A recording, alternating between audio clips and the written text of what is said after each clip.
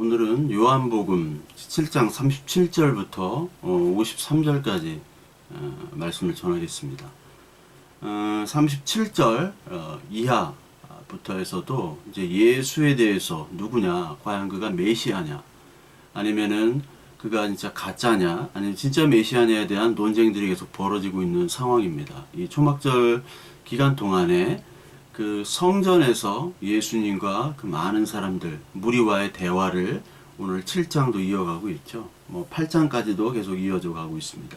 그래서 예수님이 과연 누구냐, 메시아냐, 아니냐, 이 논쟁이 있죠. 그래서 그 메시아, 그 선지자라는 그 말이 요한복음 7장에 나오는데 40절에 이 말씀을 들은 무리 중에 혹은 이가 참 그 선지자라 하며, 요런 말씀이 있습니다. 그 선지자. 그러니까 그 선지자라는 것은 그 신명기 18장에 나오는 모세가 나중에 나와 같은 선지자가 나올 때는 그 선지자의 말을 순종하라 라고 했던 그 신명기 18장 15절에 나오는 그 선지자, 즉 우리가 기다리던 그 메시아냐라는 말이죠. 근데 어떤 사람은 그리스도가 어찌하여 갈릴리에서 나오겠느냐, 지난 시간에 미가서 5장 2절의 말씀처럼 예루살렘에서 나와야지, 예루살렘에서 태어나야 되는데 어떻게 갈릴리 사람이 될 수가 있느냐. 그러니까 여러 가지 심정은 이 사람이 메시아 같은데, 메시아처럼 행동을 하고 메시아 같은 그런 이적들을 베풀지만 이 사람은 갈릴리 출신 아니냐, 그렇게 하는 거죠. 근데 원래 이 예수님은 예루살렘, 그 베들레헴에서 태어나셨죠. 그래서 우리 누가복음 2장을 우리 잠깐 보면요, 누가복음 2장에 이런 말씀이 있죠. 그때 가이사 아우구스도가 영을 내려 천하로 다 호적하라 하였으니 이 호적은 구레뇨가 수리아 총독이 되었을 때 처음 한 것이라. 모든 사람이 호적하러 각각 고향으로 돌아갔다. 요셉도 다윗의 집 족속이므로 갈릴리 나사렛 동네에서 유대를 향하여 베들레헴이라 하는 다윗의 동네로 그 약혼한 마리아와 함께 호적하러 올라가니 마리아가 이미 잉태하였더라. 이런 말씀이 있습니다. 그러니까 이 요셉, 그 다윗의 가문이잖아요. 이 가문이 그 당시 이제 아우구스투스, 옥타비아누스 초대 황제의 명으로 호적 정리를 하러 자기의 본적지로 간 거예요. 그 베들레헴으로. 그렇기 때문에 그 사실이 여기 누가복음에 기록이 되어 있고, 또 마가복음 2장, 마태복음 2장에서는 여기서 태어난 다음에 그때 당시에 헤로드 왕의 박해가 있었고, 그래서 마태복음 2장에 보면은 12절부터 23절까지 보면요, 그 박해를 피해서 애굽으로 가시죠. 애굽으로 갔다가 이제 헤로드 왕이 죽은 후에 나사렛으로 다시 갑니다. 그러니까 이런 역사적 사실 속에서 많은 사람의 증언이 있었을 것이고, 그 베들레헴에 살던 자기 어떤 옛날 우리로 치면 이제 집성촌 같은 거예요. 집성촌. 그런 사람들도 있었을 거고 많은 증인이 있었을 거란 말이에요.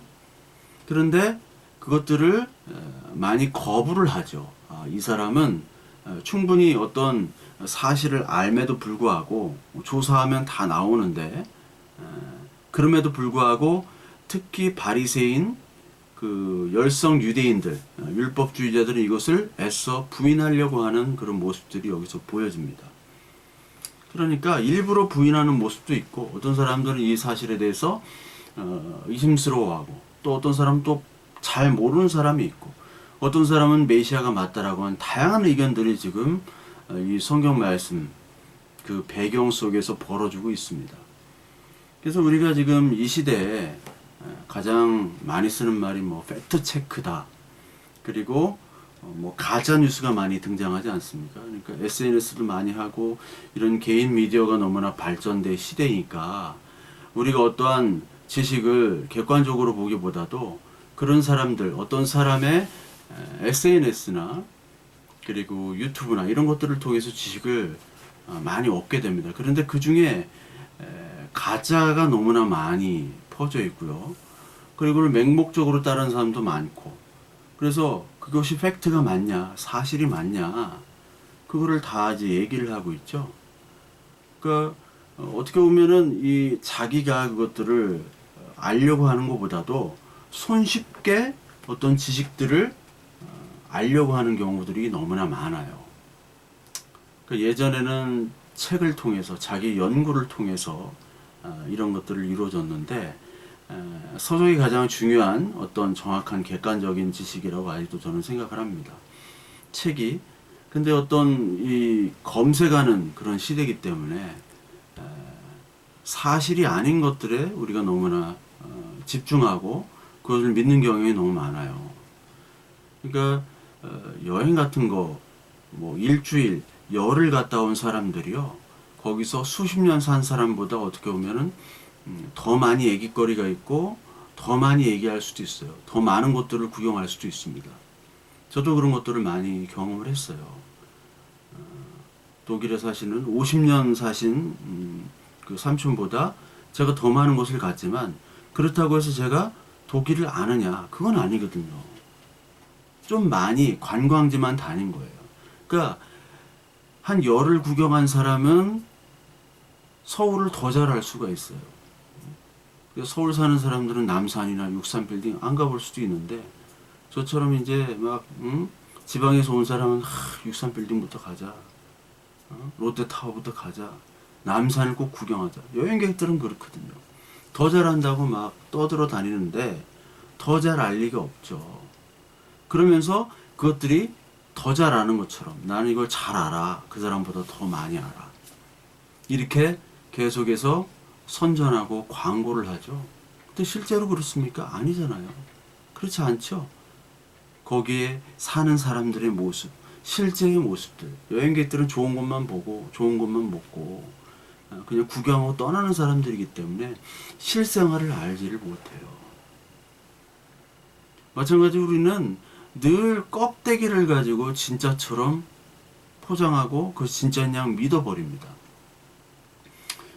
우리나라가 여전히 어떤 진영주의, 자유주의냐, 뭐 사유주의냐, 그런 거 가지고 지금도 많이 싸우잖아요. 자유주의의 대표가 누굽니까? 아담 스미스라는 사람이죠. 어떤 사람이 글을 보니까 아담 스미스를 굉장히 그 자유주의, 신자유주의, 그래서 빈부격차를 너무나 늘린 어떤 원흉으로 이렇게 보더라고요. 그런데 아담 스미스는 그런 얘기를 한 적이 없습니다. 실제로 아담 스미스는 자기를 좀 덜 사랑하고, 네가 번 만큼, 자유롭게 소득을 해서 번 만큼 그거에 대한 합당한 것들을 밑에 사람들에게 뿌려주라는 얘기예요. 흘려보내라는 얘기예요. 낙수효과죠. 위에 있는 물을 흘려보내는 거예요. 막지 말고, 너 혼자 다 먹지 말고.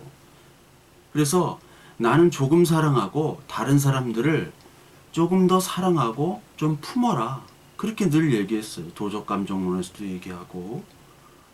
근데 사람들은 그것들을 잘 모르니까 자유주의 하면 뭐 아담 스미스, 아담 스미스는 나쁜 사람. 아담 스미스가 그렇게 독과점에 대해서 경계를 하고, 근데 아담 스미스의 문제는 너무나 인간에 대해서 이성적인 인간, 양심적인 인간이라고 생각했죠. 인간의 죄인이라는 것을 생각을 못했어요. 양심적이고 이성적이고, 그때는 이성의 시대니까. 그렇게 적당히 먹고 아랫사람에게도 적당히 것들을 흘려갔다라면 뭐 마르크스 같은 그런 이론들이 나왔겠습니까? 나오지 않았겠죠. 공산주의가 나오지 않았겠죠. 그런데 많은 사람들은 알지를 못합니다. 그냥 아담 스미스 자유주의자, 그러고 그냥 욕하는 거예요.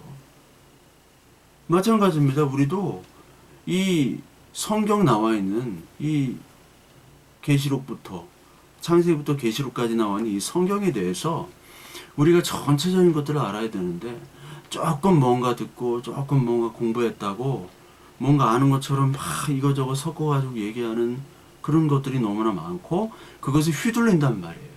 그러니까 전체적으로 봐서 전체적으로 예수 그리스도를 얘기해야만 그게 맞다. 그런데 그렇지 않으면 신천지나 뭐 하나님의 교회랑 똑같아요. 거기는 부분적이라도 공부를 하죠.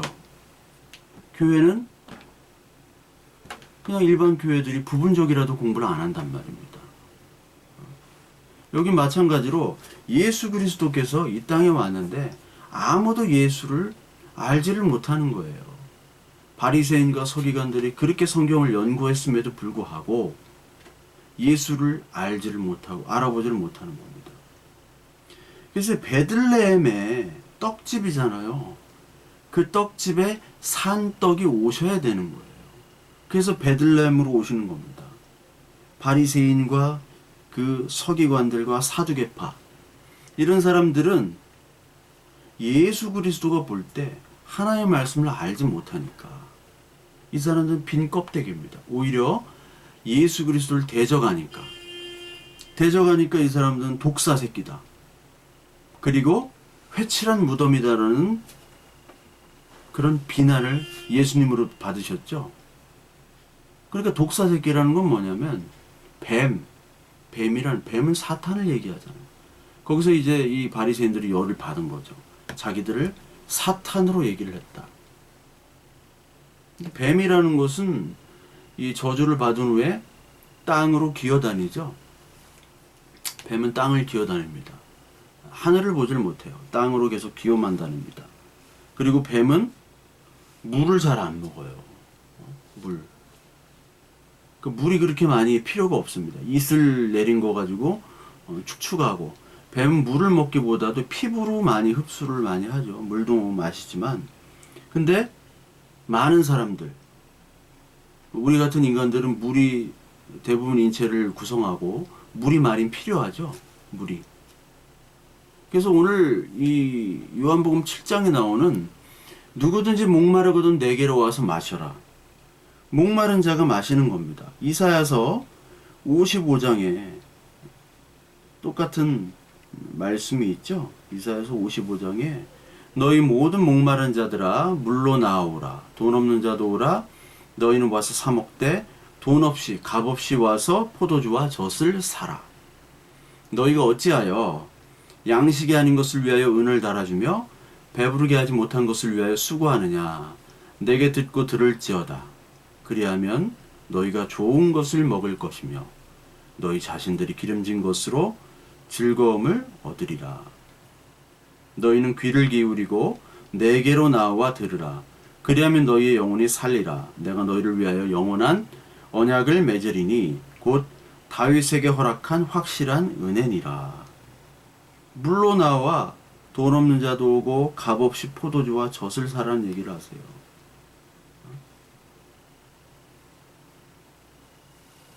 이사야서 44장에도 보면 3절에 나는 목마른 자에게 물을 주며 마른 땅에 시내가 흐르게 하며 나의 영을 내 자손에게 나의 복을 내 후손에게 부어주리니. 물을 부어주겠대요. 마른 땅으로. 요한복음 4장의 수가성 여인에게 다시 마르지 않는 목이 마르지 않는 그 물을 와서 마시라. 내가 그 샘물이라. 내를 먹어라. 내가 그 산떡이다. 요한복음 4장에서 수가성 여인이 그렇게 말하시죠. 이 수가성 여인은 목말랐던 사람이에요. 근데 뱀들은 보십시오. 목이 별로 마르지 않습니다. 뱀은 땅에 기어다니면서 목이 별로 마르지 않아요. 이 누구든지 목마르거든 내게 와서 마시라. 나를 믿는 자는 성경의 이름같이 그 배에서 생수의 강이 흘러나리라. 이 배로 기어다니는 이 뱀들은 그 안에 생수가 없어요. 근데 우리는 배에 생수가 넘치죠. 목마른 자, 늘 하나님의 말씀, 하나님의 성령의 생수의 강수를, 그 강을 우리는 갈급해야 하니까 그 배를 가려면은 물이 나오기 시작합니다. 그 우리 안에는 성령님께서 생수의 강으로 우리를 늘 적셔 주신다는 겁니다. 근데 뱀들은 생수의 강 와도 마실 생각을 하지 않아요. 예수 그리스도께서 오셔도 마실 생각을 하지 않습니다.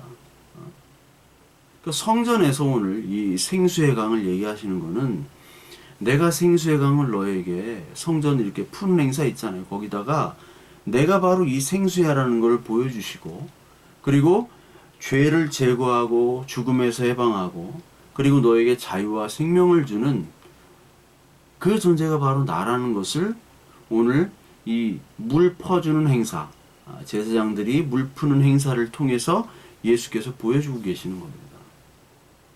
예수님이 바로 그 메시아다. 예수가 바로 내가 바로 메시아다라는 것을 오늘 얘기하고 계세요. 히브리서 9장에 보면 언약궤가 나오죠.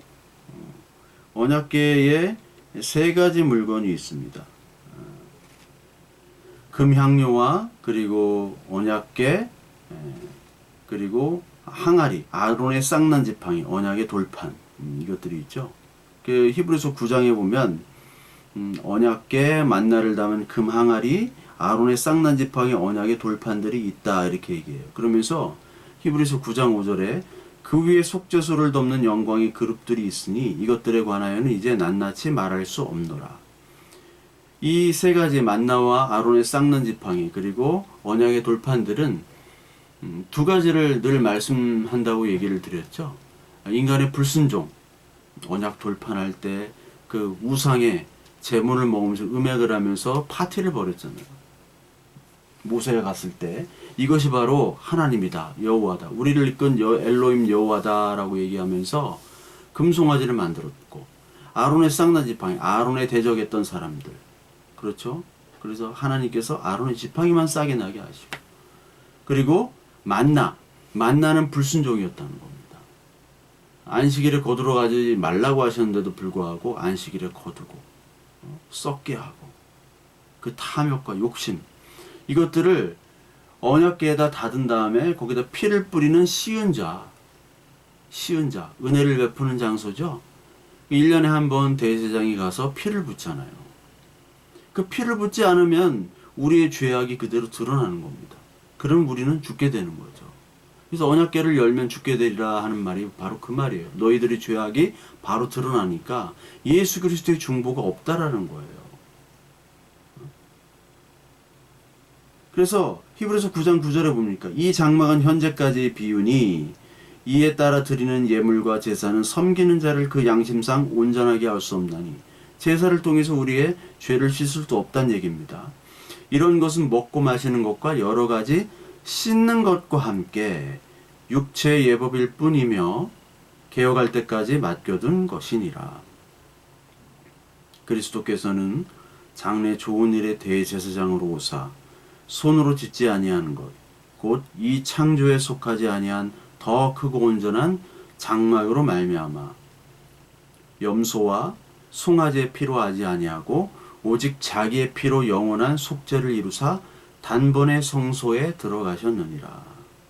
그러니까 한 번에 이 제사, 제물이 되시고 대제사장이면서 제물이 되신 이 예수 그리스도의 희생 제사로 말미암아 한 번에 모든 죄, 제사가 이루어졌다는 것이죠.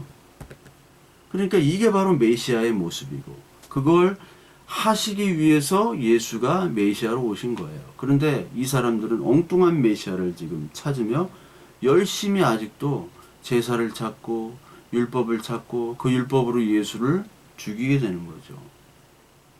그러니까 여러분, 율법을 열심히 지킨 것과 그 율법의 실체인 예수 그리스도를 믿고 따르는 것과는 다른 겁니다. 오늘날로 얘기하면 오늘 예수를 그리스도로 맞이하여 그리스도를 믿는 것과 여러분들이 교회 생활, 교회당, 예배당 생활을 열심히 성실하게 하는 것은 전혀 다른 문제입니다. 아무리 천사와 같은 말을 제가 한다 하더라도, 제가 복음적이고 믿음 있고 그런 말을 아무리 한다고, 성경적이라고 하는 말을 한다고 하더라도 그 말과 예수 그리스도를 믿는 것과는 전혀 다른 문제예요. 그러니까 목회자의 말을 잘 듣는 것이 교회 생활 잘하고 신앙생활 잘하는 거라고 우리는 생각을 했잖아요. 저는 처음부터 그렇게 생각을 안 했지만 모태신앙 그런 게 아니기 때문에. 그렇다고 목회자 말, 목사 말을 듣지 말란 얘기는 아니에요. 무조건 막 어깃장 놓고 그러지 말란 얘기예요. 그 기준은 뭐냐? 지지난 시간에도 외모로 보지 말고 예수 그리스도로 모든 것들을 바라보란 얘기예요. 외모로 볼 때는 그것을 비판할 수 있습니다. 예수 그리스도로 바라봤을 때 그것이 아니면 그것에 대해서 반대하라는 이거예요. 그게 바로 믿음입니다. 이것이 맞다. 교회에서 하는 것들이 성경적이고 예수 그리스도께서 하나님께서 기뻐하신다 하면 우리가 반대할 이유가 아무것도 없죠. 반대할 이유가 뭐가 있어요? 예수 그리스도로 보려면 그 예수 그리스도의 말씀을 알아야겠죠. 분별을 해야 돼요. 하나님의 뜻이 무엇인가? 예수 그리스도의 뜻이 무엇인가를 알아야 되겠죠. 그 분별함이 필요하다는 거예요. 그 분별함을 위해서는 하나님을 아는, 여호와를 아는 지식이 필요하죠. 호세아서 4장 6절에 여호와를 아는 지식이 없어서 너희들이 망한다라고 얘기해요. 다른 게 망하는 게 아니에요. 호세아 때 잘 살았어요. 여로보암 2세 때 왕. 너무나 잘 살았습니다. 이스라엘. 근데 하나님의 평가는 망했다. 그렇게 얘기하죠. 라오디게아 교회 부자라고 생각했지만 너희들 부자가 아니라 가난한 자고 비련한 자다. 하나님 보실 땐 정반대란 말입니다. 왜? 외모로 보시지 않고 하나님은 그 마음을 보시기 때문에. 이 교회에 쓸데없는 여러 가지 이 세상의 것들을 가지고 성공과 지혜를 얘기하고 유치한 이런 얘기들을 많이 해요. 제가 볼 때 이게 교회가 유대교인지 그리스도교인지 구분이 안 되는 거예요. 유대교의 특징이 뭐냐, 여러분? 탈무드 읽어보셨습니까? 한번 읽어보세요. 안 읽어보셨습니까? 탈무드 얘기 보면 지혜. 이 유대인들은 지혜를 좋아하죠. 문제 처리 능력, 어떤 난제 부딪혔을 때 문제를 처리하고 어떻게 교육하며 그걸 가지고 어떻게 성공을 하고 그 돈벌이를 하며 또 사람을 다스리는 정치를 하고 조직 관리 경영을 하는가. 그거를 하나님의 말씀을 가지고, 하나님의 말씀도 걔들은 없어요 이제. 그냥 열심히 암송하고 탈무드를 가지고, 탈무드의 지혜를 가지고 그것을 토론하고, 그런 방식으로 하나님이 이렇게 우리에게 지혜를 주셨다. 진짜 유대인이 전 세계를 다 장악하고 그 핍박받던 유대인들이 지금 전 세계를 지배하잖아요. 근데 우리도 똑같아요. 어떻게 보면 이게 유대교 같아요.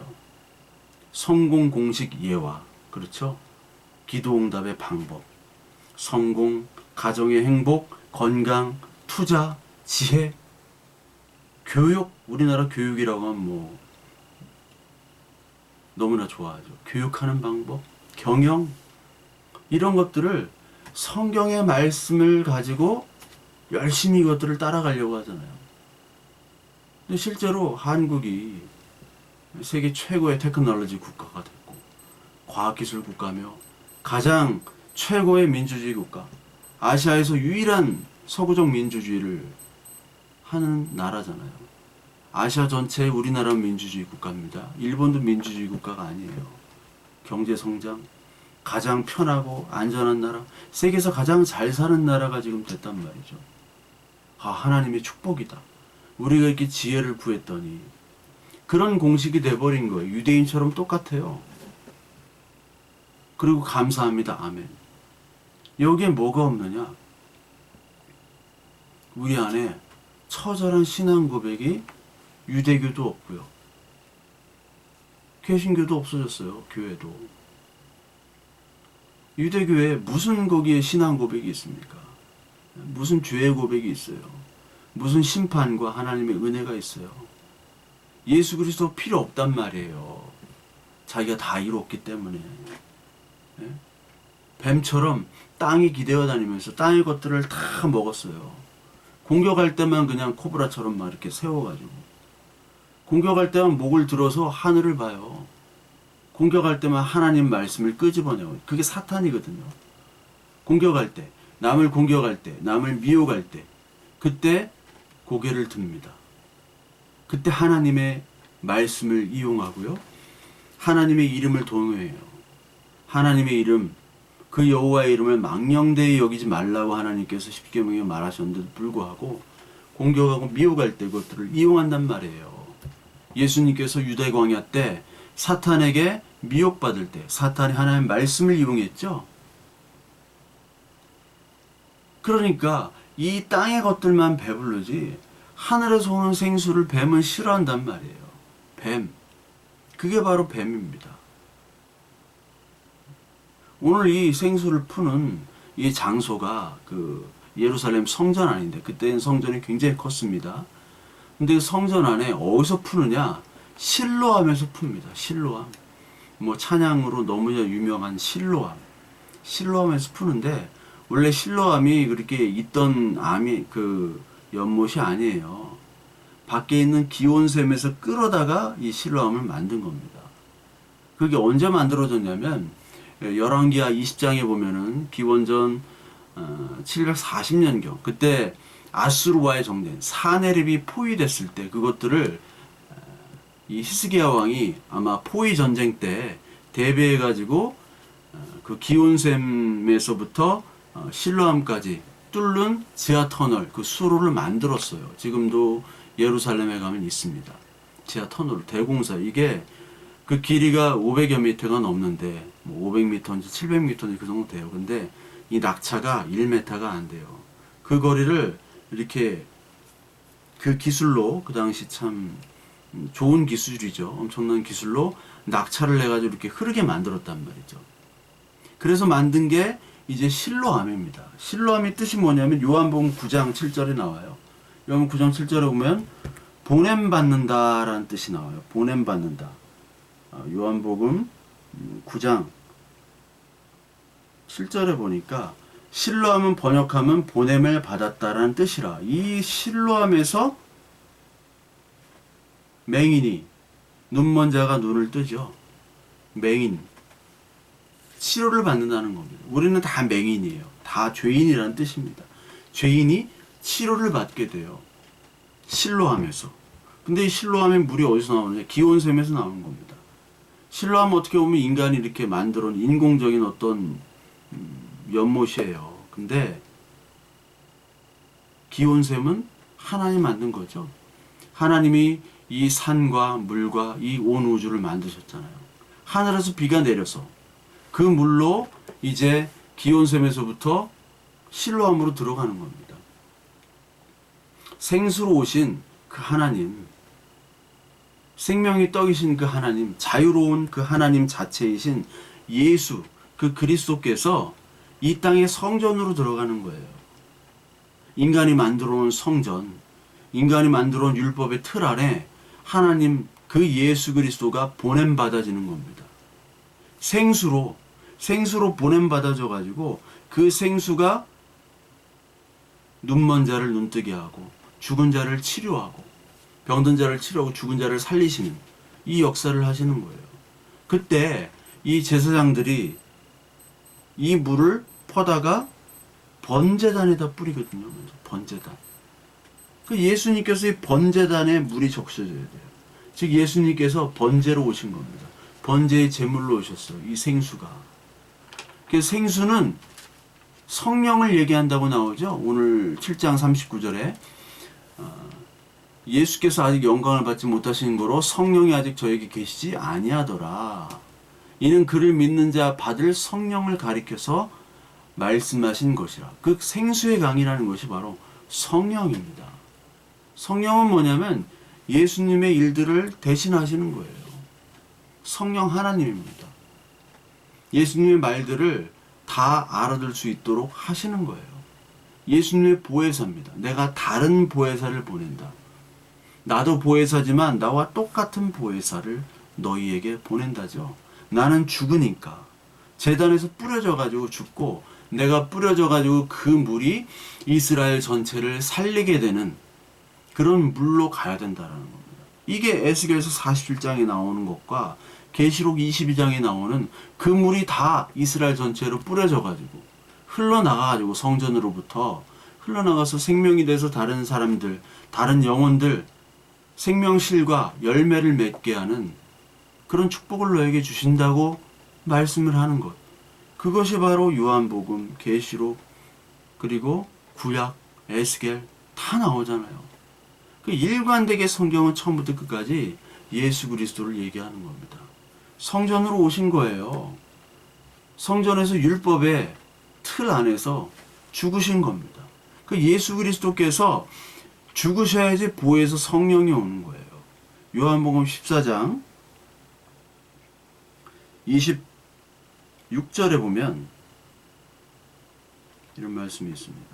보혜사 곧 아버지께서 내 이름으로 보내실 성령 그가 너에게 모든 것을 가르치고 내가 너에게 말한 모든 것을 생각나게 하리라. 이게 성령의 역할입니다. 보혜사, 우리를 변호해주고 우리를 위로해주시는 분.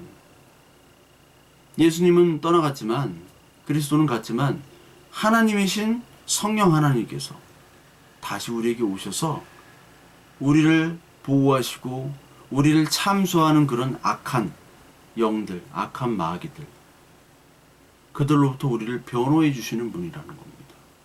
그게 요한복음 8장에 나오는 가늠한 여인이 끌려왔을 때 예수님이 그를 대신해서 변호해 주시죠. 변호해 주시잖아요.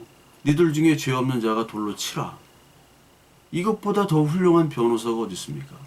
그게 바로 성령의 역할이에요. 성령의 역할은 예수께서 하신 말씀들을 다 떠올리게 하시고 우리를 이 사탄의 공격으로부터 보호하시고 우리를 변호해 주시는 분이에요. 우리의 죄를 용서하시고 그 용서하시는 그 예수 그리스도의 일들, 제단에서 죽으신 그 일들과 그 말씀들을 다 우리의 마음속 가슴 속에 담게 해주시는 분이 바로 성령님입니다. 그게 보혜사 성령이에요. 에베소 4장 7절을 보면 우리 각 사람에게 그리스도의 선물의 분량대로 은혜를 주셨다. 그러므로 이르기를 그가 위로 올라가실 때 사로잡혔던 자들을 사로잡으시고 사람들에게 선물을 주셨다 하였도다. 이게 바로 어떤 선물이냐? 성령을 주신 거죠. 악한 자도 자기 자식에게 좋은 걸 주는데 누가복음이 나오죠. 가장 좋은 것을 주시지 않겠느냐. 그 가장 좋은 것을 누가는 성령이라고 얘기합니다. 그러니까 누가는 누가복음의 성령을 많이 얘기하고 그 다음에 사도행전에서는 다 성령의 역사를 얘기하죠. 그러니까 누가는 성령에 대해서 굉장히 관심이 많았던 사람입니다. 성령. 우리가 오늘 이 시간에 하나님의 말씀을 보는 것도 성령의 역할이에요. 성령이 우리를 이끌지 못하면 우리는 하나님의 말씀을 볼 수가 없습니다. 들을 수도 없습니다. 다른 것에만 관계를 맺고 싶어하고 다른 것에만 관심을 갖고 싶어해요. 죄에 대해서, 의에 대해서, 심판에 대해서 유대교는 얘기를 안 합니다. 성령이 없기 때문에 거기는 스스로 뱀이 됐고 자기들이 사탄이 됐어요. 자기들이 모든 것들을 다스리는 하나님처럼 권세가 있는 사람들이 되어버렸습니다. 예수 그리스도께서 성령을 통해서 가르쳐 주시죠. 누구에게? 목마른 자에게 가르쳐 주십니다. 목마른 자. 목마른 자가 되라. 마태복음 5장 6절에 의에 줄이고 목마른 자는 복이 있다. 의에 줄이고 목마른 자. 저와 여러분들이 가장 큰 복이 뭐냐? 의에 줄이고 목마른 자면 그게 가장 큰 복입니다. 내가 건강하고 내가 좀 잘 살고 일이 잘 풀린다. 그것도 복이죠. 근데 그거는 복 중에 가장 작은 복. 진짜 의에 줄이고 예수 그리스도를 늘 목말라 하는 자.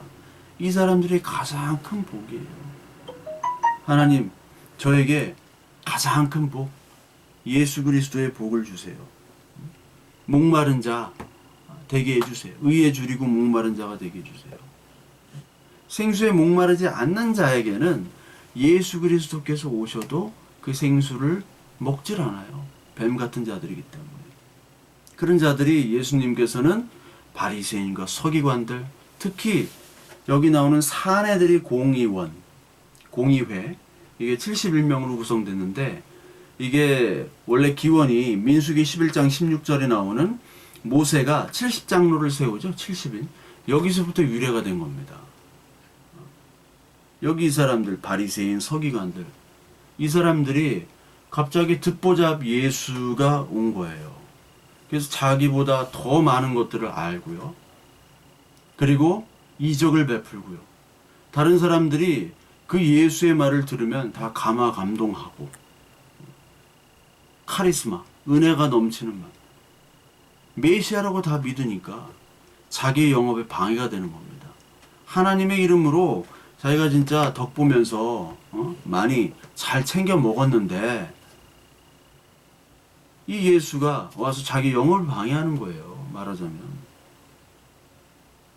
자기는 뭘 갖고 있었느냐? 장로 유전과 전통. 장로 유전과 전통이 이 하나님의 말씀, 율법을 왜곡하고 그것들을 덧붙이고 그래서 이렇게 덧붙여지다 보니까 그게 오랜 세월을 흐르다 보니까 이것이 참 진리가 되어버렸어요. 이것이 진짜 생수인 줄 알고 그것들을 붙잡고 있는 것들이 바로 이들이었어요. 그리고 그것들을 사람들에게 가르칩니다. 이것을 바로 소경이 소경을 인도한다는 거죠. 아니 눈 안 보는 사람이 눈 안 보이는 사람들을 인도한다는 게 말이 안 되는 겁니다.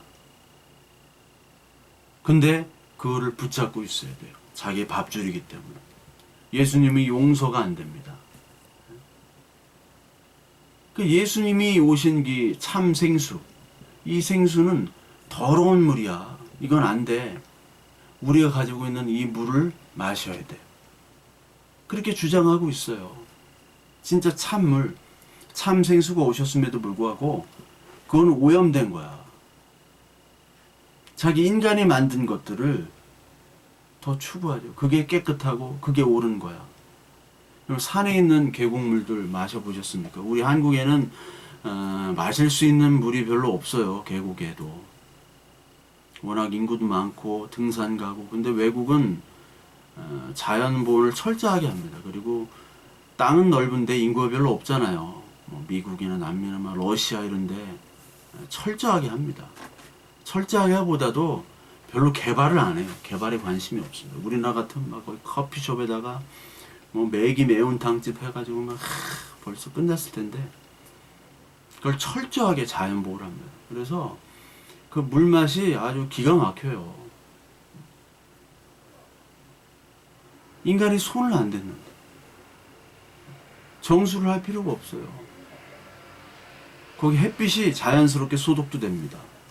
햇빛이. 근데 인간이 만든 뭐 삼다수다, 백산수다 이런 거 비싸기만 비싸지. 그게 인공적으로 만든 물이잖아요. 뭐 어떻게 만들어진지 모르겠어요. 지하수가 그렇게 깨끗할까요? 모르겠어요. 어떤 기술로 만드는지 모르겠는데 근데 우리는 그게 더 깨끗한 줄 알아요. 참 생수에 대해서 모르니까 인간이 만든 게 더 깨끗하다고 생각하는 거예요. 인공 감미료, 그 조미료에 맛들리면은 진짜 천연 조미료를 먹질 못하잖아요. 남미나 아프리카나 이런 데는 꿀보다 설탕이 훨씬 더 비쌉니다. 거기 애들은 꿀 주면 안 먹어요. 설탕 달라고 하지. 설탕만 막 먹습니다. 설탕이 꿀보다 뭐 몇 배 더 비싸니까. 길거리에 파는 음식들, 뭐 햄버거 같은 거, 그쪽 자체 햄버거들이 있어요. 뭐 쪼리빤이라고 뭐 남미에서는 하기도 하고 핫도그 그런 거에 천연 그 재료들, 천연 소스들이 들어가요. 왜? 뭐 케찹이나 마요네즈 이런 거 되게 비싸요. 천연이 더 싸요. 훨씬 싸면 10배가 싸요, 10배가. 그걸로 먹는단 말이에요. 근데 그 사람들 그게 좋은 줄 몰라요. 한국 사람들은 이거 천연이다 좋다, 막 유기농이다 좋다 그러는데 걔네들은 오히려 이거 말고 케찹, 마요네즈 이런 거 더 찾는다고요. 지겨우니까. 그런 거 맛도 없으니까. 이게 진짜는 가짜가 되고 가짜가 진짜가 된단 말이죠. 인간이 만든 것을 섬기죠. 하나님이 진짜인데 하나님 안 보이니까 쟤들이 막 만들어가지고 금송아지를 하나님이라고 섬기고 그 금송아지 엘로힘이란 단어를 쓰면서 이게 하나님이야. 우리를 애굽으로부터 나오게 한 하나님이야. 그렇게 섬겼던 역사가 구약으로부터 지금까지의 역사예요. 교회의 역사예요. 교회는 늘 그랬어요. 인간은 늘 그랬습니다. 깨끗했던 교회 없어요. 하나님을 참 섬겼던 교회 없다고요. 있은 적이 없어요. 여러분 선지서를 가만히 보십시오. 있은 적이 없어요. 너희들이 언제 나를 섬겼느냐. 근데 지들은 잘 섬겼대요. 착각해요. 가짜를 섬겼는데 이걸 진짜 하나님이라고 믿고 섬겼던 거예요. 그러니까 하나님이 오죽 속상했겠어요. 선지자들을 계속 보내죠. 진짜 하나님을 섬겨라. 근데 그 선지자를 죽였죠. 다 죽여버렸어요. 예레미야서 26장 우리 볼까요? 눈물의 선지자 예레미야. 맨날 그냥 고난만 받았죠. 예레미야 같이는 정말 살기 싫죠. 다 선지자들 괜찮은데 핍박도 받았지만 예레미야는 참 너무 불쌍해요. 예레미야 6장 1절부터 8절까지 여호와께서 이 말씀이 임하여이르시되 이와 같이 말씀하시니라. 너는 여호와의 성전뜰에 서서 유다 모든 성읍에서 여호와의 성전에 와서 예배하는 자에게 내가 내게 명령하여 이르게 한 모든 말을 전하되 한마디도 감하지 말라. 그들이 듣고 혹시 각각 그 악한 길에서 돌아오리라. 그리하면 내가 그들의 악행으로 말미암아 그들에게 재앙을 내리려 하던 뜻을 돌이키리라. 너는 그들에게 이르기를 여호와의 말씀이 너희가 나를 청종치 아니하며 내가 너희 앞에 둔 내 법을 행치 아니하며 내가 너희에게 나의 종 선지자들을 꾸준히 보내 그들의 말을 순종하라고 하였으나 너희는 순종하지 아니하였느니라. 내가 이 성전을 실로같이 되게 하고 이 성을 세계 모든 민족의 저주거리가 되게 하리라 하셨느니라. 예레미야가 여호와의 성전에서 이 말을 하매 제사장들과 선지자들과 모든 백성이 듣더라. 예레미야가 여호와에게 명령하신 말씀을 모든 백성에게 전하기를 마침에 제사장들과 선지자들과 모든 백성이 그를 붙잡고 이르되 내가 반드시 죽어야 하리라. 하나님의 말씀을 전하니까 제사장, 선지자 이 모든 백성들이 죽이겠다고 달라드는 거예요. 예수님도 마찬가지고 선지자들도 마찬가지고 바울도 마찬가지고 제자들도 마찬가지였습니다. 마태복음 23장 15절에 화했을진저 외식하는 서기관들과 바리새인들이여. 맨날 이 말씀 하세요. 외식하는 서기관들, 바리새인. 이 말씀을 하시면서 마태복음 23장을 시작하세요. 계속해서. 그 듣는 사람이 얼마나 기분 나쁘겠습니까? 한두 번도 아니고 외식하는 바리새인들과 서기관들이요. 그러면서 29절에 예수님께서 똑같은 얘기를 하세요. 화있을진저 외식하는 서기관들과 바리새인들이요 회칠한 무덤 같으니 겉으로는 아름답게 보이나 그 안에는 죽은 사람의 뼈와 모든 더러운 것이 가득하도다. 이와 같이 너희도 겉으로 사람에게 옳게 보이되 안으로는 외식과 불법이 가득하도다. 화했을진저 외식하는 서기관들과 바리새인들이여 너희는 선지자들의 무덤을 만들고 의인의 비석을 꾸미며 이르되 만일 우리가 조상 때에 있었더라면 우리는 그들이 선지자의 피를 흘리는데 참여하지 아니하였느리나 하니 그러면 너희가 선지자를 죽인 자의 자손임을 스스로 증명하리로다. 뱀들아 독사의 새끼들아 너희가 어떻게 지옥의 판결을 피하겠느냐. 그러므로 내가 너희에게 선지자들과 지혜 있는 자들과 서기관들을 보내매 너희가 그 중에서 더러는 죽이거나 십자가에 못 박고 그 중에서 더러는 너희 회당에서 채찍질하고 이 동네에서 저 동네로 따라다니며 박해하리라. 그러므로 의인 아벨의 피로부터 성전과 제단 사이에서 너희가 죽인 바랴가의 아들 사갈의 피까지 땅 위에서 흘린 의로운 피가 다 너희에게 돌아가리라. 예수님께서 똑같이 너희들을 이렇게 내가 보낸 선지자들 핍박했다, 죽였다라고 얘기하시죠. 어떻게 너희들 지옥 판결을 피하겠느냐. 나까지 죽이는 거죠. 누가복음 20장에 예수님께서 또 말씀하시죠. 그 포도원 주인이 소작농들에게 포도원을 맡긴 다음에 여행을 멀리 떠나죠. 그때 이 소출이 잘 됐나 종들을 보내가지고 확인을 합니다. 그때 이 소작농들이 그 종들을 때리고 박해를 하죠. 이것이 선지자들이죠, 종들이. 그때 맨 마지막에는 그 아들을 보내는데 우리가 아들을 죽이고 이 포도원을 차지하자 이렇게 얘기하죠. 그 아들이 바로 예수 그리스도입니다. 예수 그리스도까지 죽이는 이 악한 인간들 어떻게 지옥의 판결을 피하겠냐고요. 너희들은 피할 수 없다. 그러니까 지금 바리새인과 서기관들 그리고 제사장들은 메시아를 기다리고 믿는 것이 아니라 지금 성전과 회당에서 그 성전과 회당이 우상이 돼서 그것들을 섬기는 거예요. 성전이 하나님이고 회당에서 자기가 가진 말씀이 하나님입니다. 우리도 지금 똑같아요. 이게 그리스도교를 믿는 것이 아니에요. 그리스도교가 아니라 예배당교가 돼버렸어요. 거기 유대교가 플러스 됐습니다. 여러 가지 세상의 성공주의 방법론들이 플러스가 된 거예요. 예수 그리스도께서 이 성경의 율법과 절기와 그리고 11조 이런 것들이 다 예수를 통해서 완성이 됐죠.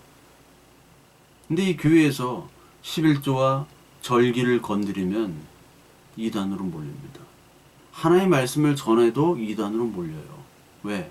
성전과 절기는 헌금, 즉 재정과 관련됐기 때문에 그것을 건드리는 순간 교회를 운영을 방해하는 이단으로 몰리게 되어 있어요.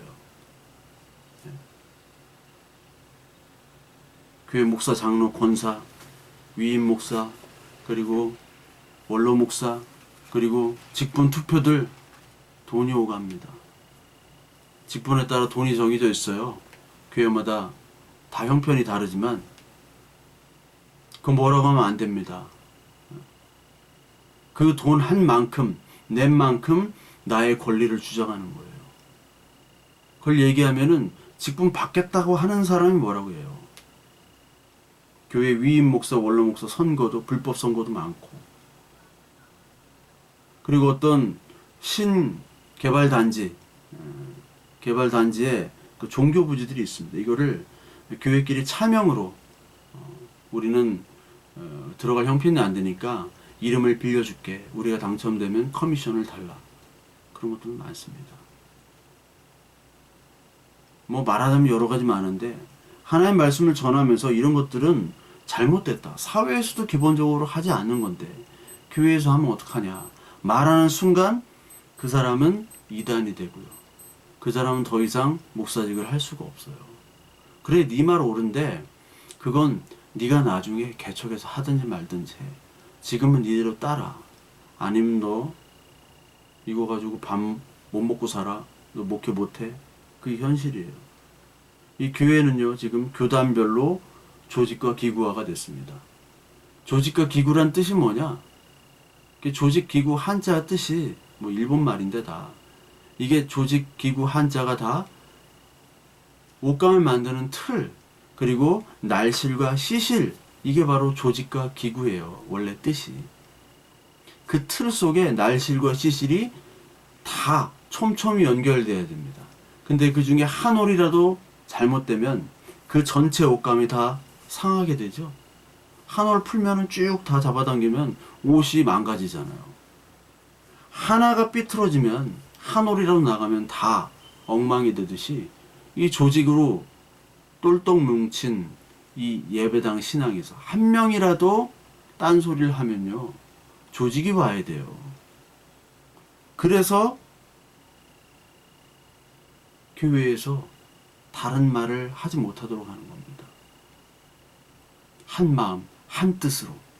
예수 그리스도 성령 안에서 한 마음 한 뜻이 아니라 인간들, 그 교회를 운영하는 사람, 가장 힘 있는 사람의 말과 행동에 순종하라는, 그것으로 오용돼서 너무나 많이 사용되고 있어요. 그것으로 무슨 성경 공부를 하고 제자훈련하고 백나라는 뭐합니까? 그것은 교회당 콘크리트 신앙이지 예수 그리스도의 신앙이 절대로 아니에요. 많은 사람들이 끝까지 직분 받고 예배당을 지키자, 중간에 힘들다고 관두면 하나님께서 축복을 주시지도 않고 하나님이 원하시지 않는다. 그게 뭐 아멘이라고 그래요.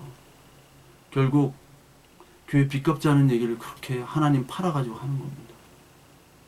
옛날에 이재철 목사가 그런 말을 했어요.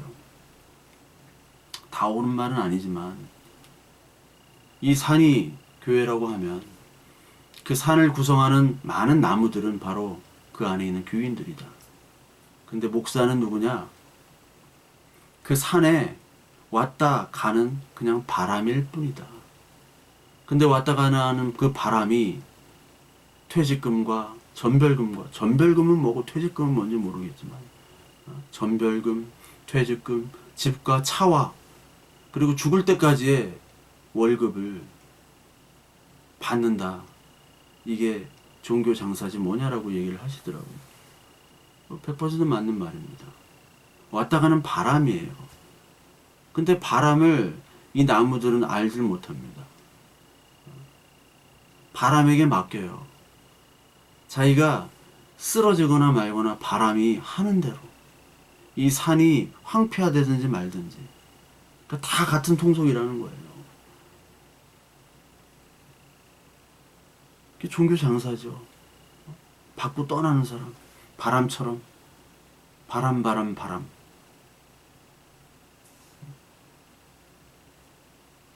예수 그리스도께서는 가장 최고의 포도주로 오셨습니다. 최고의 포도주가 뭐 프랑스 부르고뉴 지방에 있대요.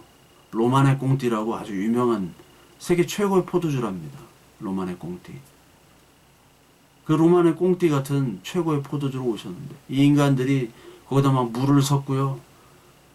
막 물만 섞으면 괜찮게 소주도 섞고 막 한산 소곡주 이런 거 섞고 막 위스키 싼 위스키 나폴레옹 VIP 이런 거 막 섞어가지고 이걸 진짜 포도주로 파는 거예요. 말이 됩니까? 최상품 포도나무를 심었는데 극상품 포도나무 열매를 기대했는데 들포도가 열렸다. 그게 이사야를 통해서 한 예수님 말씀 아니에요. 유명한 냉면집도요. 한 300그릇이나 뭐 400그릇 이 이상은 안 판대요. 유명한 냉면집. 왜 그러냐? 육수 맛이 변한다. 하루에 뽑을 수 있는 육수가 이 정도인데 손님이 너무 많아가지고 돈을 벌려고 그 손님을 다 받는다면 이 육수에다가 조미료 탈 수밖에 없다. 그래서 우리는 300그릇 한정이다. 아니 장사꾼들도 그렇게 하는데요. 어떻게 교회에서 그렇게 냉면집보다 못하게 할 수가 있습니까? 그 이 조직이 거기에 똘똘 뭉쳐가지고 거기 야 냉면에다가 조미료 타면 어떡합니까? 하면은 그놈을 잘라버린다니까요. 너만 잘랐어? 너만 깨끗해? 여기에 등장하는 한 인물이 니고데모예요. 니고데모가 이 조직의 반기를 드는 거예요. 니고데모는 이미 요한복음 3장에 나왔던 인물이죠. 이 니고데모의 위대함은 사내들인 공의회 의원임에도 불구하고 의에 줄이고 목마른 자였어요. 그래서 예수님이 직접 찾아갔죠. 그래서 오늘 니고데모가 뭐라고 얘기하느냐?